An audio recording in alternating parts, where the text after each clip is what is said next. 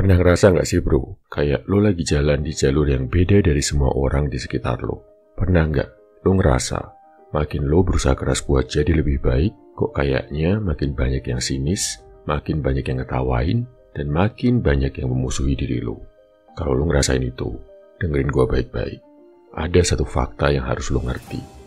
Lo itu beda, dan justru karena lo beda, banyak yang pengen lihat lo gagal.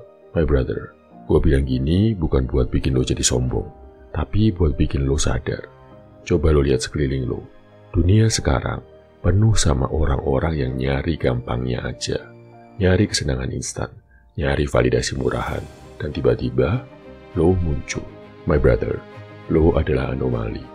Lo adalah orang yang aneh di mata pria-pria yang lemah. Kenapa? Karena di saat yang lain memilih kesenangan instan, lo memilih berjuang. Di saat teman-teman lo milih buat senang-senang, buat buang-buang waktu, lo milih buat ngerjain project lo. Lo milih buat nahan sakitnya disiplin hari ini demi kemenangan yang lebih besar besok. Mereka gak ngerti bro cara berpikir itu. Di saat yang lain memilih kenikmatan semu, nonton video-video sampah berjam-jam, ngejar dopamin palsu, lo memilih belajar. Lo milih baca buku, ambil kursus baru, ngisi otak lo pakai ilmu yang beneran berguna. Lo tahu bedanya nutrisi sama racun buat pikiran lo. Di saat yang lain milih malas-malasan, rebahan, ngeluhin hidup tapi nggak ngapa-ngapain. Lo memilih olahraga. Lo milih buat bangun pagi. Lo milih buat melatih otot, dan memilih buat ngerasain sakitnya perjuangan. Lo membangun badan yang kuat, karena lo tahu pikiran yang kuat butuh rumah yang kuat. Pilihan-pilihan lo ini bro, itu yang bikin mereka nggak nyaman. Lo itu kayak cermin besar yang ditaruh di depan muka pria-pria lemah. Disiplin lo adalah cermin hidup dari kemalasan mereka. Kemajuan lo adalah bukti nyata kalau mereka sebenarnya bisa, tapi mereka milih buat nggak ngelakuin apa-apa. Dan tahu nggak, apa reaksi alami orang waktu ngeliat cermin yang nunjukin kelemahan mereka? Mereka nggak nyalahin diri sendiri. Mereka nyalahin cerminnya. Mereka berusaha mecahin cermin itu. Itulah kenapa mereka ngetawain lo. Itulah kenapa mereka ngecilin usaha lo. Karena lebih gampang narik lo jatuh ke level mereka daripada mereka capek-capek manjat ke level lo. Tapi ini kuncinya bro. Ini yang membedakan mentalitas pemenang dan pecundang. Lo menolak jadi korban. Lo bukan korban dari omongan mereka. Lo bukan korban dari lingkungan lo.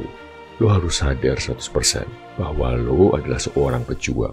My brother, seorang pejuang itu nggak minta validasi dari orang yang nggak ikut berjuang. Seorang pejuang fokus sama tujuannya. Bukan sama suara-suara berisik di pinggir lapangan. Biarin aja mereka nonton, biarin mereka komentar. Tugas lo cuma satu, terus maju. Maka dari itu, lo harus brutal soal lingkungan lo. Jauhi, cut off, dan buang orang-orang yang meruntuhkan niat lo. Mereka yang bilang, ngapain sih capek-capek, sok rajin lo. Sekali-sekali santailah. Mereka itu racun. Mereka adalah kepiting di dalam ember yang menarik lo balik setiap kali lo mau naik. Dan lo juga harus proaktif bro. Cari dan dekati pria-pria lain yang bisa membantu lo jadi lebih baik. Cari mentor, cari komunitas, cari teman yang juga lagi berjuang. Lingkari diri lo dengan orang-orang yang visinya sama. Dengan pria-pria yang kalau lo jatuh, mereka membantu lo berdiri, bukan malah ngetawain lo. Jadi my brother, kalau hari ini lo ngerasa sendirian karena pilihan-pilihan lo, kalau lo ngerasa beda, gua ucapkan selamat. Itu artinya lo ada di jalur yang benar. Itu tandanya lo ngelakuin sesuatu yang besar. Sesuatu yang mereka rasa terlalu takut untuk mereka lakukan. Jangan takut jadi beda bro. Tetaplah berbeda dalam hal yang positif. Tetap berjuang. Jangan pernah biarkan api lo padam cuma gara-gara siraman air dari orang-orang yang iri sama perjuangan lo. Salam my video man. Semangat bro.